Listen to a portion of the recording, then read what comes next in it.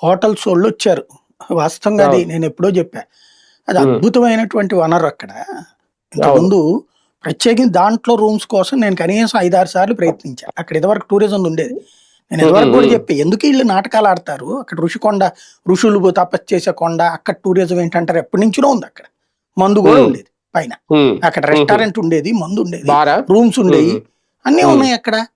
ఆ హ్మ్. పైనుంచి చూస్తా కూర్చోవడానికి అది బావుంటదని చెప్పి అయితే కాకపోతే వ్యూ. దొరికేయి కాదు అక్కడ. హ్మ్. ఎప్పుడు ఓకే. హ్మ్. టూరిస్ట్ ఫుల్ ఉండేది. హ్మ్. మనకక్కడ సముద్రపు ఫేస్‌తో కనబడేది కైలాసగిరి దగ్గర ఒకటుంటది. హ్మ్. Tourism hotel. హ్మ్. రెండోది ఇదే.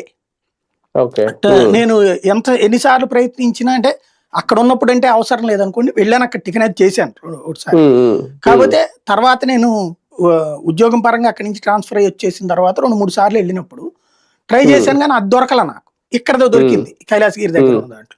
అక్కడ హ్మ్. నేను ఆ లాస్ట్ ఫ్లోర్‌లో తీసుకునేవాడిని. సముద్రం హ్మ్. చూడటానికి బావుంటదనేసేసి. హ్మ్. చక్కటి వ్యూ అది దాంట్లో. అదేదో అది. ఇదివరకు అసలేమీ లేనట్టు బిల్డింగు. దాన్ని హ్మ్. జగనొచ్చేసేసి నాశనం చేసేత్తన్నాడు. ఋషులు తపస్సు చేసిన కొండ. సెంటిమెంట్‌ని పెట్టేసేసి ప్రజల్ని మోసం చేశారు.